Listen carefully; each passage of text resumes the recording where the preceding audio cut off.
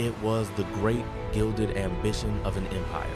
In the spring of 1845, the British Admiralty, at the zenith of its global power, launched the most lavishly equipped polar expedition in history.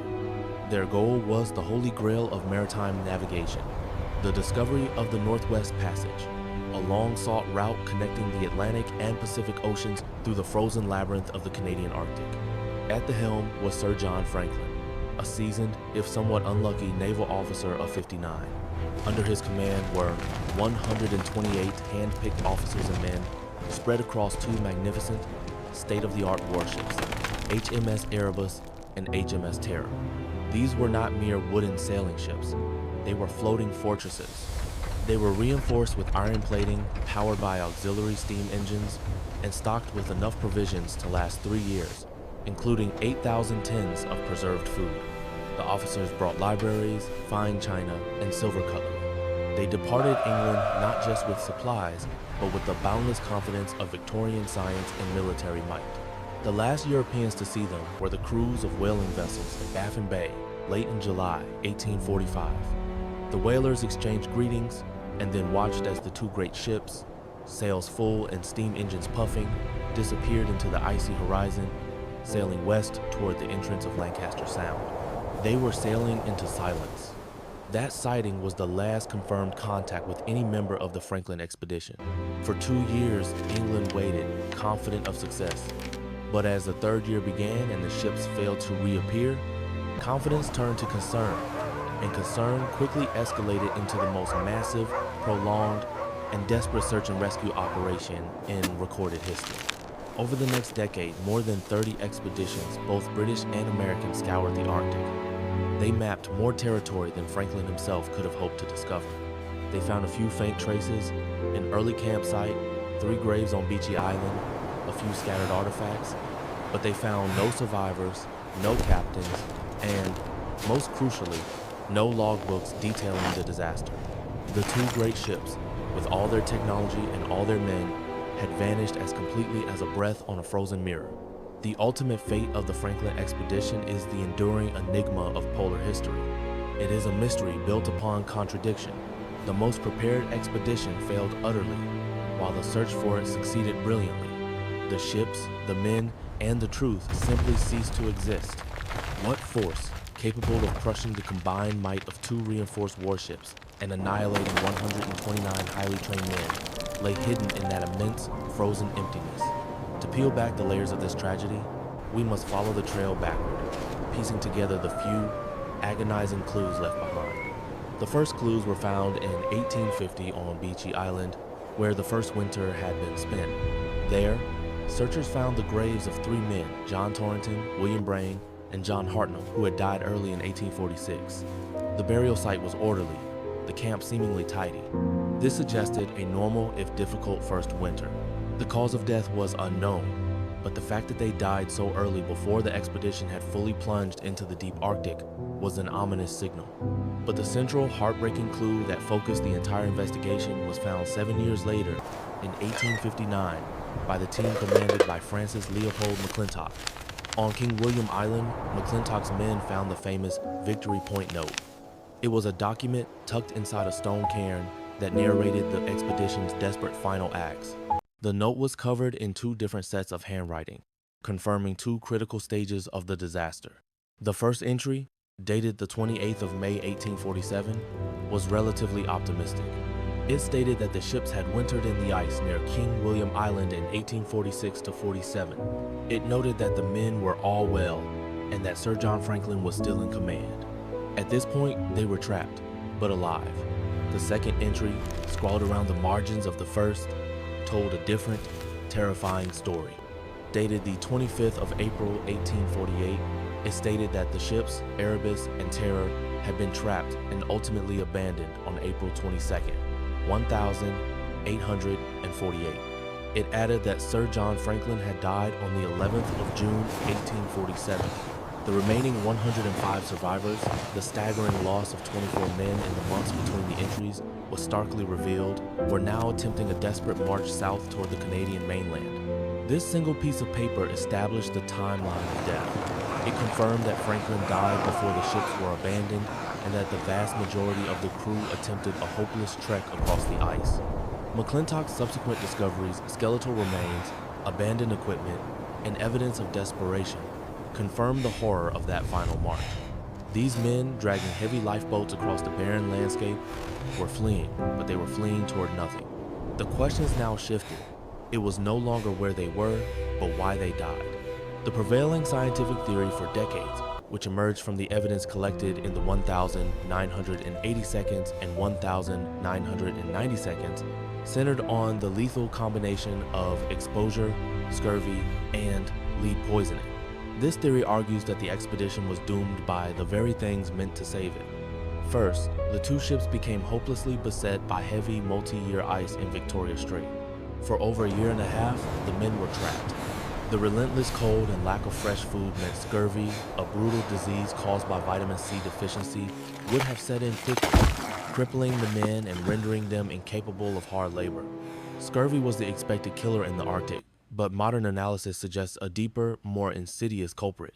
In the 1,980 seconds, the bodies of the three men buried on Beechey Island were exhumed and autopsied. The results were shocking.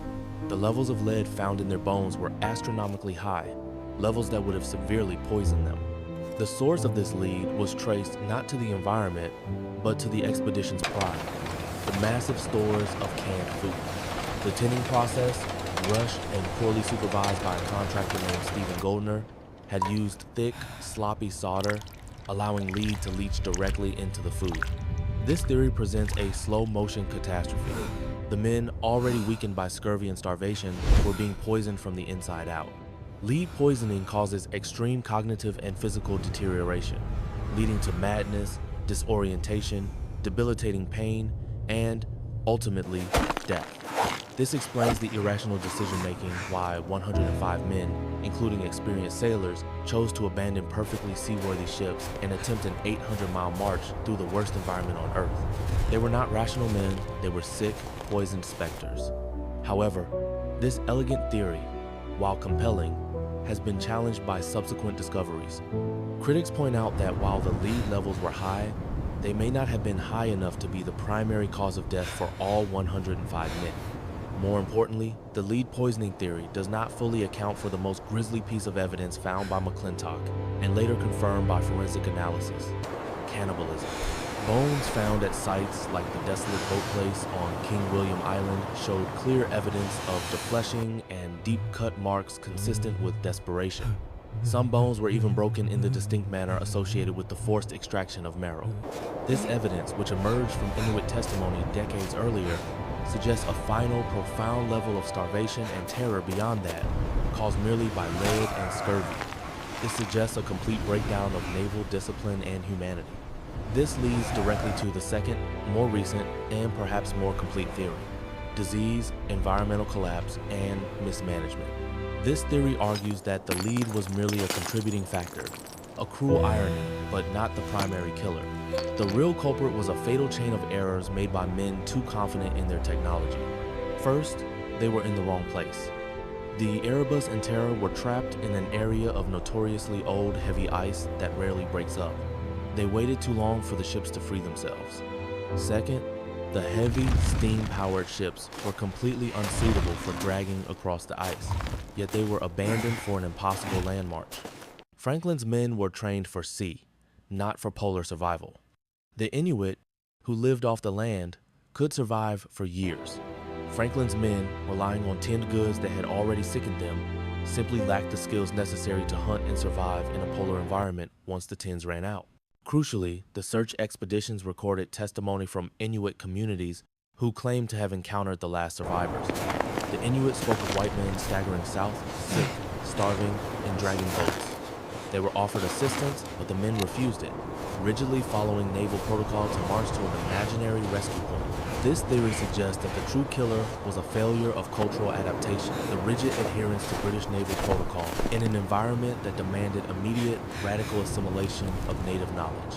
They were literally dying of starvation and scurvy because they refused to eat the available seals and caribou offered by the people who knew how to hunt them. The Inuit later found the last few bodies, including some that had been mutilated. The survivors in their final days were too weak and too poisoned to save themselves, resorting to the ultimate taboo in a desperate, last-gasp effort to survive. The slow, creeping death from lead had eroded their judgment, the starvation had driven them mad, and the unforgiving landscape finished the job. Finally, we are left with the ghost ships themselves. The bodies told a horrifying story, but the ships, the keys to the entire mystery, remain missing for over 160 years. This absence gave rise to a third, more haunting idea. The final, tantalizing theory involves the possibility of a violent, sudden catastrophe. What if the disaster was not the slow creep of disease and poor judgment, but a sudden, violent event that destroyed discipline and morale instantly? Perhaps the auxiliary steam boilers exploded, or a sudden massive ice pressure event crushed the ships, killing a large number of the crew instantly and forcing the immediate abandonment mentioned in the note. Such an event would have shattered morale and left the sick, surviving officers with no time to recover their senses, forcing the panicked march. However, the discovery of the ships themselves, separated by 2 years in the 2010 seconds, suggests otherwise. In 2014, HMS Erebus was found, and in 2016, HMS Terror was discovered. The Terror, found almost perfectly preserved in the icy depths, was discovered with its windows still intact. The ships were not crushed in a single catastrophic event. They were slowly, deliberately abandoned. The evidence of the discoveries confirms the abandonment date in the Victory Point note. Ultimately, the ships are no longer the great mystery. The men are. The true horror of the Franklin expedition is that we now possess all the pieces of the puzzle. The ships, the bodies, the notes, the forensic evidence of lead and cannibalism, and the Inuit testimony. And yet, the complete, single narrative remains out of reach. We know Sir John Franklin died in 1847. We know 105 men attempted to walk to safety in 1848. We know they were riddled with lead, starving, and desperate. We know they died one by one, staggering south in a nightmare procession of madness and hunger. But what caused the initial cascade failure?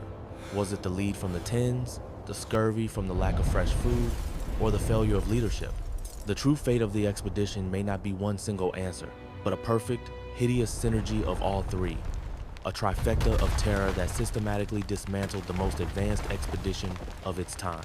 The icy silence of the Arctic has preserved the evidence of the disaster, but it has eternally swallowed the complete logbook of the Erebus and the Terror. We are left with fragments, a bone, a broken spoon, a note scrawled on the margin of a diary. The bodies of those 129 men were ultimately recovered by the cold, but their story remains lost.